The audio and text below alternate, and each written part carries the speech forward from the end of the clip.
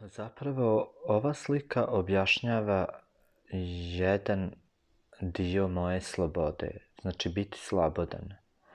Priča o izlasku možda danas u Berlinu ne zvuči toliko uzbudljiva, zbog toga sam slikao ovu sliku. I šešir je na glavi, vidimo tu jednu moju homoseksualnost, jeste da označava dio mene.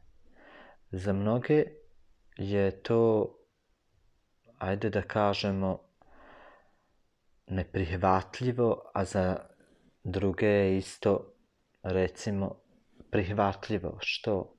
Međutim, borim se za unutrašnju i vanjsku slobodu, a još više je to kada se okoliš oblikuje tradicionalnim vrijednostima i idejama.